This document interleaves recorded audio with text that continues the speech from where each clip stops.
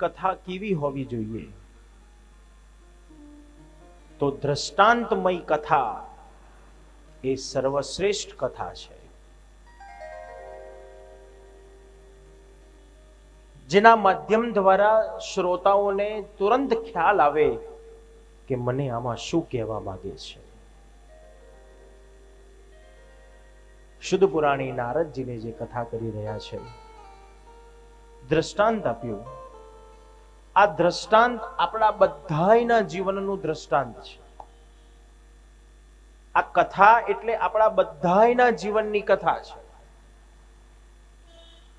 શ્રીમદ ભાગવતમાં લૌકિક કથા પણ છે, પારિવારિક કથા પણ છે, આધ્યાત્મિક કથા પણ છે.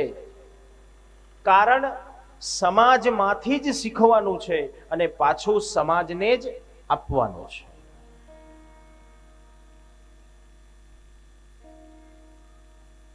શ્રીમદ ભાગવત એ જીવન જીવવાની કળા શીખવાડે છે. શ્રીમદ ભાગવત એ પ્રભુના સાનિધ્યમાં કેવી રીતે પહોંચાય એ માર્ગ બતાવે છે. શ્રીમદ ભાગવત એ કૃષ્ણને કેવી રીતે લાડ લડાવાય, એ કૃષ્ણને કેવી રીતે પ્રાપ્ત થાય એ પણ શ્રીમદ ભાગવત શીખવાડે છે.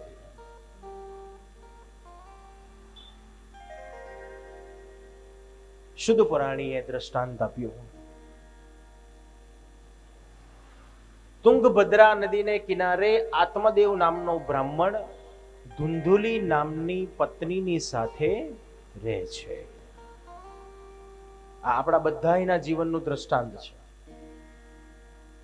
આપણે પણ સંસાર સાગરના કિનારે આપણા પરિવારની સાથે, દીકરા દીકરીઓની સાથે, સમાજની સાથે આપણે બધા રહીએ છીએ. આત્મદેવની પાસે બધું જ છે. સત્તા, સંપત્તિ, યુવાની, ઐશ્વર્ય, શ્રી, કીર્તિ, પણ એક નથી, કોઈ સંતાન નથી. આપણી પાસે પણ બધું જ છે ને. એક વસ્તુ ન હોય તો આપણે કેવી દોડાદોડ કરીએ છીએ એને લેવા માટે. આત્મદેવની પાસે બધું જ છે પણ કોઈ સંતાન નથી. ખૂબ પ્રયત્નો કર્યા પણ કોઈ સંતાન ન થયું. અંતમાં આત્મદેવ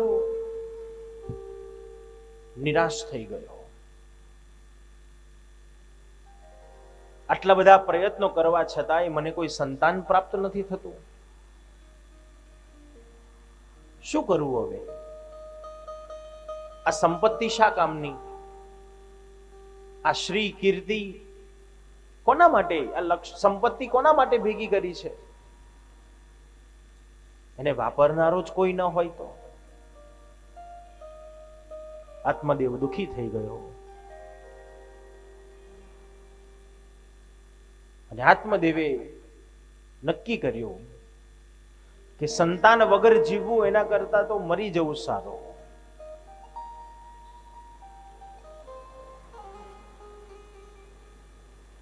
આત્મહત્યા કરવા માટે તૈયાર થયો. આજકાલ સમાજ આ માર્ગ ઉપર હવે ચાલતો થયો છે પાછો. કંઈક જીવનમાં તકલીફ આવે, કંઈક મુસીબત આવે, કંઈક દુઃખ આવે એટલે એક જ વિચાર આવે, મરી જાઉં, મરી જાઉં, મરી જાઉં. કેમ?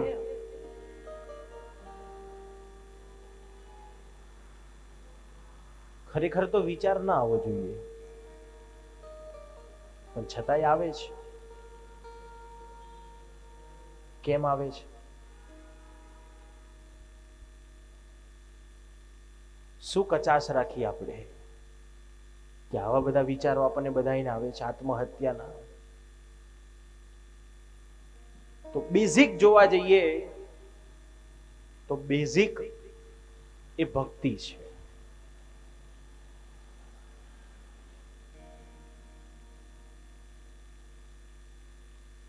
જો ભક્તિ હશે તો મન બળવાન હશે, મન બળવાન હશે તો વિચાર સારા હશે, વિચાર સારા હશે તો વર્તન સારું હશે, અને વર્તન સારું હશે તો જીવન આનંદમય વ્યતીત થશે.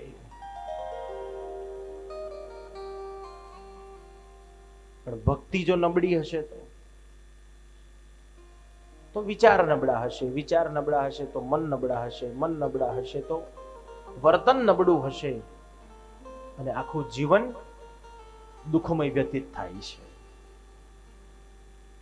તો બેઝિક કોઈ હોય તો તે ભક્તિ છે.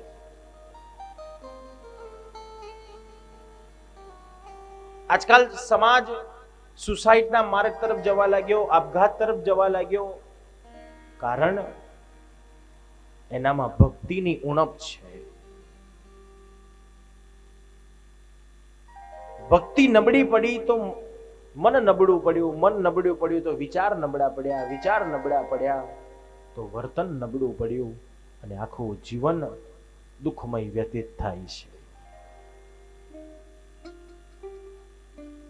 બેઝિક એ ભક્તિ છે.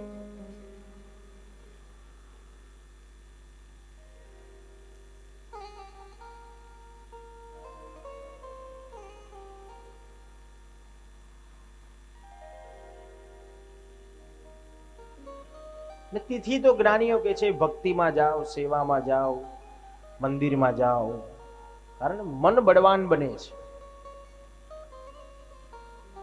ભક્તિના માર્ગમાં જે ચાલશે એના મન બળવાન હશે.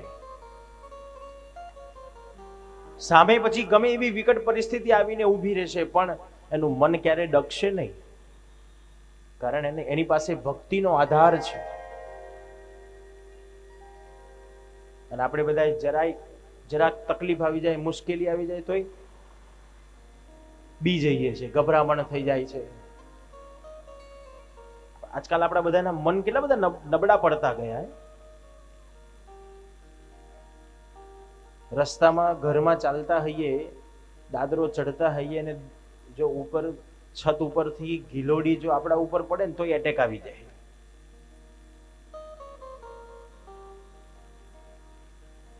વિચારો કેટલા બધા નબળા પડી ગયા આપણે. એટેક કેમ આવ્યો? હૃદય નબળું પડ્યું.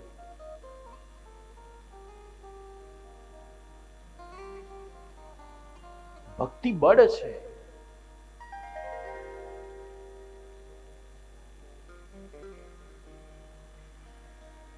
એ બળને વધારતા જાઓ તો મન બળવાન બનશે.